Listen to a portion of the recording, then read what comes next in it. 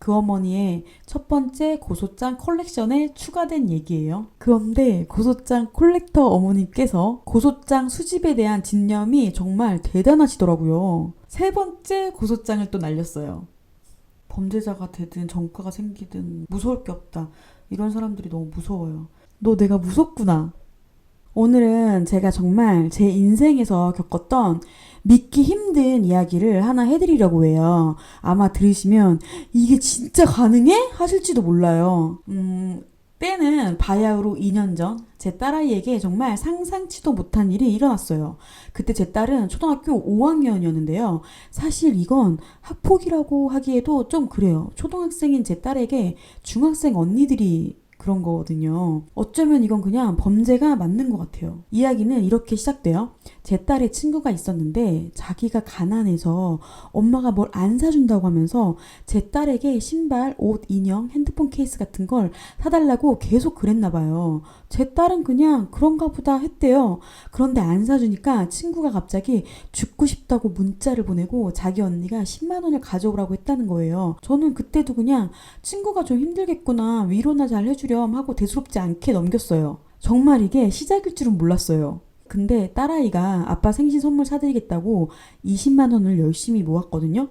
그걸 알게 된 친구가 그 20만 원을 뺏겠다고 자신의 친언니에게 제 딸이 20만 원을 빌리고 안 갚았다고 거짓말을 한 거예요. 그리고 그 친언니라는 중학생이 초등학교 6학년 친구들과 자신의 친구들까지 데리고 와서 그 20만 원을 갚으라고 초등학교에 다니는 제 딸을 찾아와서 협박했어요.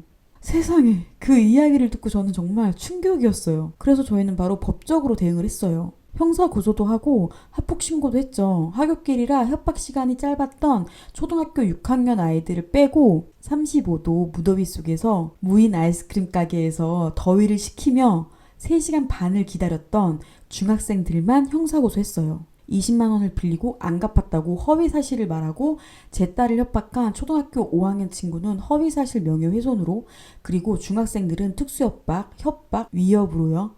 결국 초등학교 5학년 아이를 포함한 중학생까지 전원 다 소년보호 처분을 받았어요. 초등학교 5학년 아이가 생일이 지나서 처분을 받았더라고요.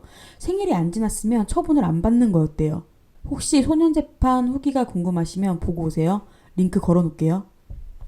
여기까지도 참 힘든 과정이었거든요. 근데 진짜 레전드는 지금부터 시작이에요. 바로 가해자 자매의 어머님이셨죠. 자신의 아이들 2명이 모두 보호 처분을 받자 글쎄 저희 딸을 허위 신고하신 거예요. 아 진짜 어이가 없어서 제가 바로 무고죄로 고소했어요. 결과요? 진짜 완전 날조해서 허위 신고를 한 거라서 바로 송치됐어요. 그 어머니의 첫 번째 고소장 컬렉션에 추가된 얘기예요. 근데 고소장 컬렉터 어머님은 여기서 멈추지 않으시고 저에 대해 허위사실 명예훼손을 또 하신 거예요. 제가 자기 딸 화장실 동선을 체크하고 선생님들을 괴롭히고 자기의 친구들을 괴롭혔대요. 아니 아니 이게 말이 돼요? 당시에 저는 변호사님이 계셔가지고 제가 나서서 뭘 할 필요도 없었고 선생님과는 무고죄 조사해달란 말밖에 안 했었어요. 너무 얼토당토 없어가지고 제가 허위사실 명예훼손으로 그 컬렉터님을 또 고소했어요. 전혀 말도 안 되고 근거도 없는 사실이니까. 난 진짜 아무것도 안 했거든요. 변호사가 있는데 왜. 근데 심의대한 발언은 전파 가능성이 없어서 명예훼손 성립이 안 된대요. 아무리 허위사실 명예훼손을 해도 전파 가능성이 없어서 성립이 안 된대요. 자신의 자매들 처분을 낮게 해달라고 하려고 신고한 저 여자가 이상한 사람이다. 막 자기를 괴롭히고 있다. 선생님들을 괴롭히고 있다. 막 자기 아이의 화장실 동선을 체크한다. 그 정도로 이상한 사람이다.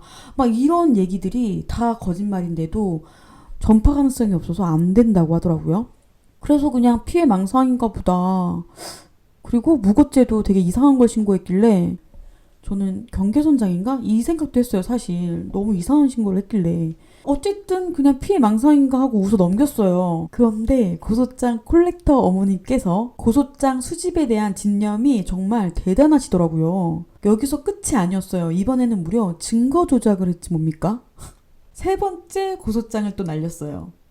자기 딸이 제 딸한테 돈 내놔라, 선물 사달라, 뭐 사달라, 올리브영 털어와라 막 이렇게 보낸 문자를 뻔히 다 보고도 주고받은 문자를 조작해서 증거라고 냈더라고요. 와, 진짜 인정합니다. 인정해요. 고소장 콜렉터님. 엄지척 인정해요, 인정해. 이건 진짜 레어템 수집 성공.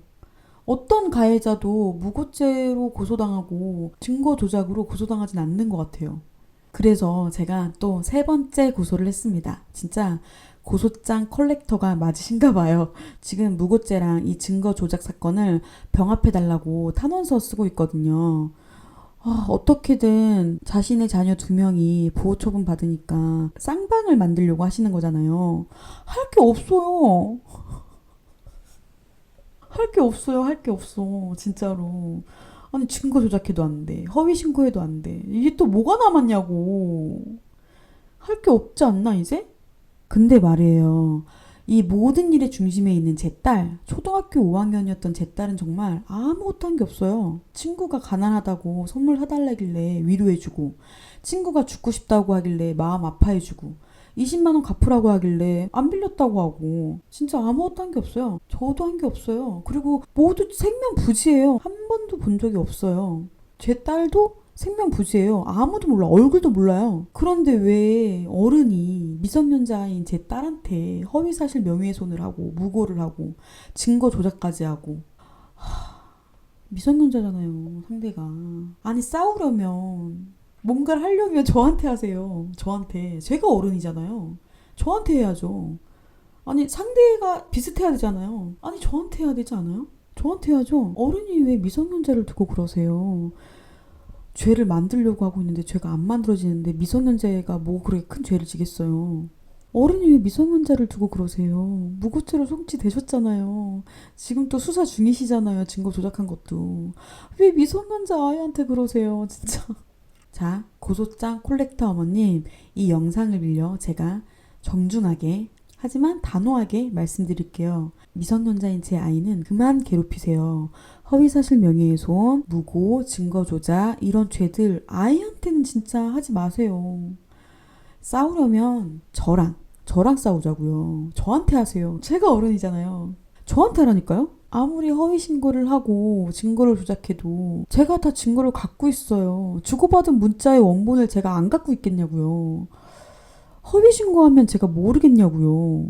아무리 고소장을 모으시고 날조를 하고 증거를 조작하셔도 타격감 1도 없어요. 오히려 덕분에 이런 희귀한 경험도 해보고 멘탈도 더 단단해졌습니다. 고소장 콜렉터 어머님 덕분에 인생 경험치 만렙 찍었어요. 경찰서를 정말 몇 번 왔다 갔다 하는지 몰라요. 근데 이제는 그냥 등기로 보내요. 이런 수준이 됐어.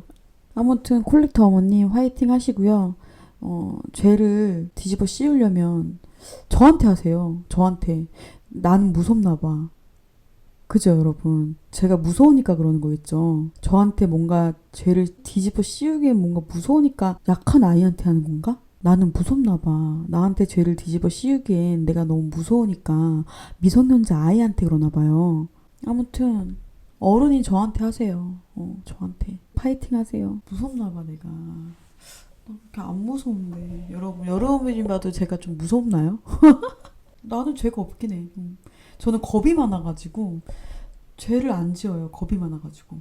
잃을 게 많고 가진 게 많아서. 그래서 막 범죄자가 되든 전과가 생기든 무서울 게 없다. 이런 사람들이 너무 무서워요. 저는 그래서 무서워서 죄를 안 지어요. 그런 사람들이 무서워서. 어쨌든 그런 일이 있었습니다. 너 내가 무섭구나. 나한테 해.